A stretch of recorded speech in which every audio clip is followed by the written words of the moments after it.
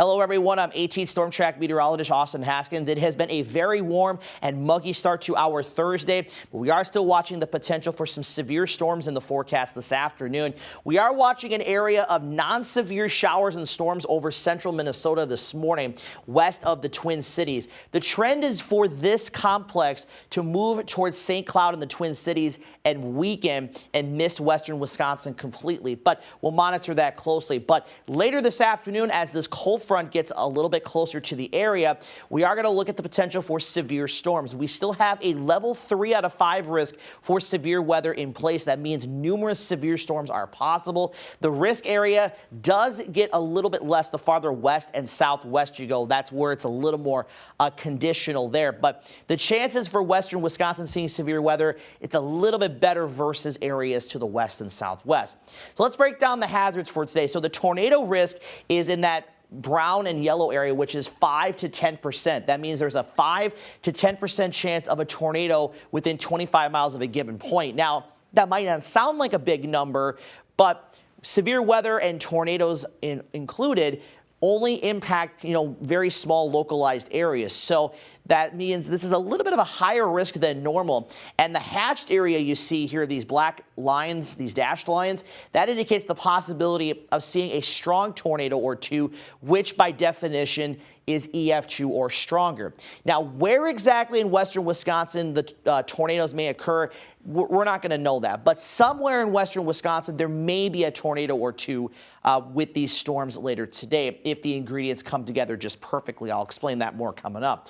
The hail potential today is pretty much high across the area. It's 30%. That means there's a 30% chance of large hail, by definition 1 inch or larger within 25 miles of a given point. The hatched area means that we could see hail with some storms as big as 2 inches in diameter or larger. And the wind potential is also in that 30% category as well. Now, there's no hatching on the wind map as of now. If there was, that would mean that there's the potential for seeing wind gusts over 75 miles per hour. But when you break it all down, at least by this, bringing up the 3 risk category hazards again, you can see that, again, a few tornadoes, possibly a strong tornado or two. We could see hailstones in some of the storms as big as 2 to 3 inches in diameter and damaging wind gusts as high as 65 to 75 miles per hour. Now, again, what we are tracking with this is the timing is looking to be about 1 to 7 p.m. The one thing is it's still somewhat conditional, but a few of our questions that we've been wondering the last couple of days and how this will play out is coming a little bit more into focus. Now, the AM midday rain chances, I think that's going to be trending a little bit on the lower side to 0 side. The cap holding, that's always a question when you have thunderstorms and severe weather, but with the high amounts of energy expected today, as we're supposed to get back into the 80s, dew points in the 60s, I think we're going to have enough to break that cap, and with that cold front coming through to allow those storms to develop. The biggest question, in my opinion, on this whole setup outside of that is the speed of the cold front. If the front comes through faster, that means the storms would likely form over our area, and we will likely see the severe threat be lower.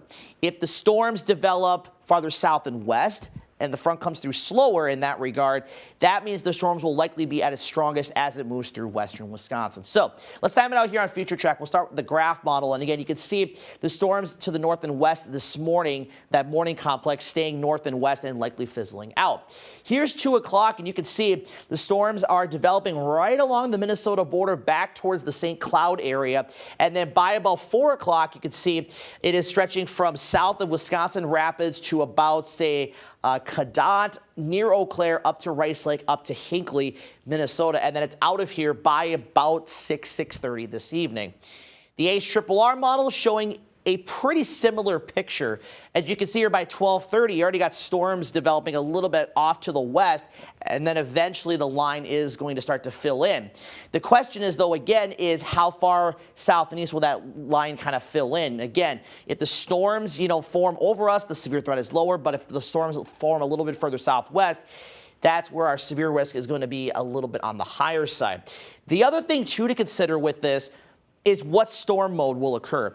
If we see more, individualized cells, maybe in a broken line perhaps, that would likely mean the hail and the tornado risk would be a little bit higher versus the wind potential. But if it quickly congeals into a line, that's where the wind potential would be a little bit higher, but we still would have some hail and tornado risk. So again, there's still some questions on exactly how this will play out, but we're at least getting a little bit better picture of how things could transpire this afternoon. So whether you're in western Wisconsin, eastern Minnesota, just be weather aware this afternoon. And again, I want to stress, not everyone is going to see severe weather today, but we should still be prepared in case we do see severe storms. And of course, Matt and I will be here to keep you updated on that. Now, very quickly, I want to talk about after today, because we still have some rain chances in the forecast for tomorrow into tomorrow night and early Saturday morning, as we see some wraparound moisture from this system to bring some showers to the area. And then we are looking at potentially another system in the next week that'll bring another round of some rain showers, maybe a thunderstorm or two. But right now, it doesn't look like we're going to see severe weather out of that. Also, we're going to deal with gusty winds the next couple of days. Winds today gusting as high as maybe 35 to 40 miles per hour outside of thunderstorms. Same thing again tomorrow. And then still kind of breezy even on Saturday with gusts up to 30 miles per hour. So today, 85 degrees. Again, we might be a little warmer or cooler if we have any clouds or any morning or midday shower chances, and also what time the storms come through. Again, potential for severe weather this afternoon. Tonight, 56, 30% chance of those early evening showers and thunderstorms. Again, the severe threat, the thunderstorm threat should be over with by about 7 p.m. at the latest. And then we're dropping to 67 tomorrow. Windy with those showers mainly in the afternoon hours. 57 degrees on Saturday. That's going to feel a little bit chilly compared to where we've been as of late. And then after that, we'll stay in the 60s.